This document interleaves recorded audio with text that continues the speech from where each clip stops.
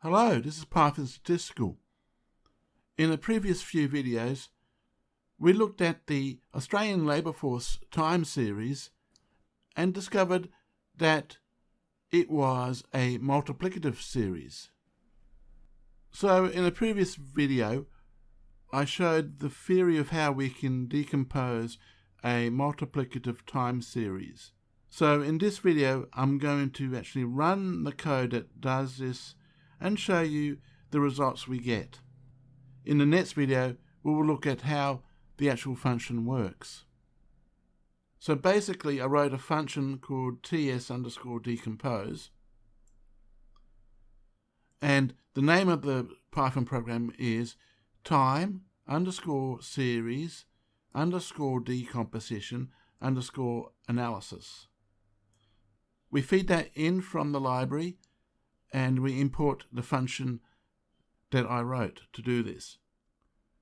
So let's have a look at this function. So here is the function that I call, which is the ts_decompose. So we feed in the data in the first parameter here, datasets equal to all files, which is all the labour force tables in a Python dictionary. So the 0th index is for the data, and we are reading in the table catalogue number 6202001. We then specify a start date and end date for the span of time that we are interested in.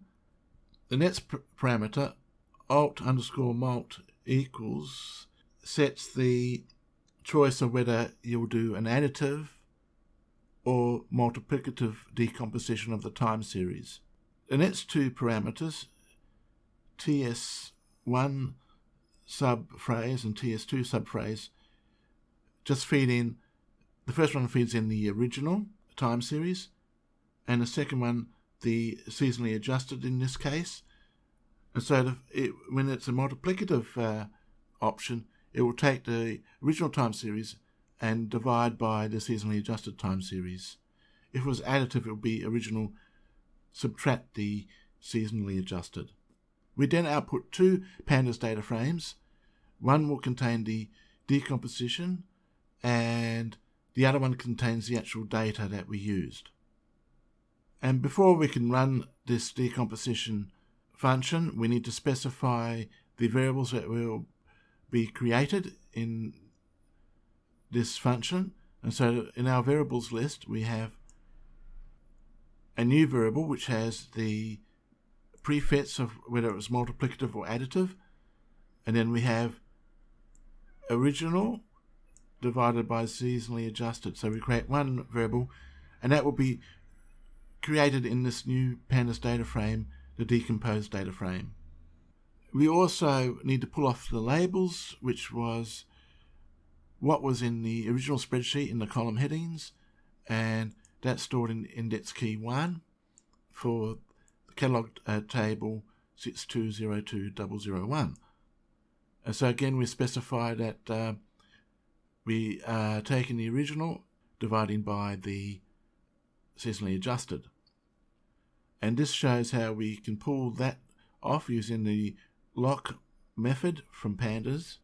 So I'm going to run this ts_decompose function, and after it's run, I'm going to plot the results of that decomposition, and we will see something really interesting.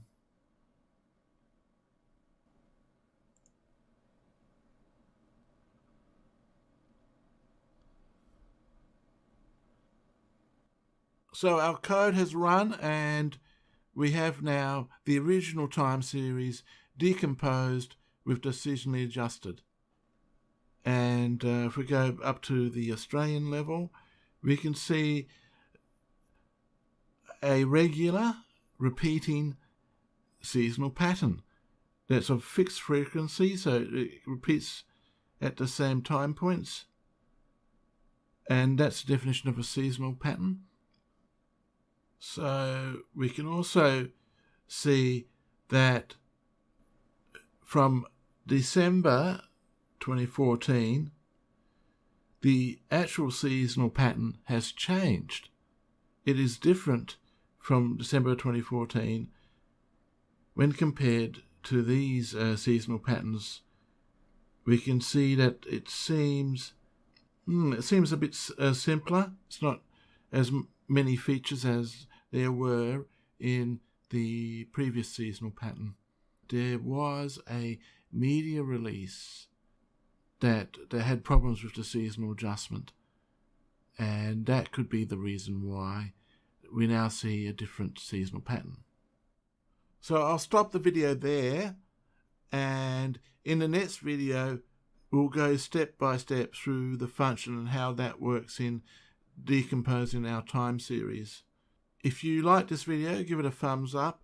If you disliked it, give it a thumbs down. If you really like it, please subscribe to Python Statistical. Thank you for watching.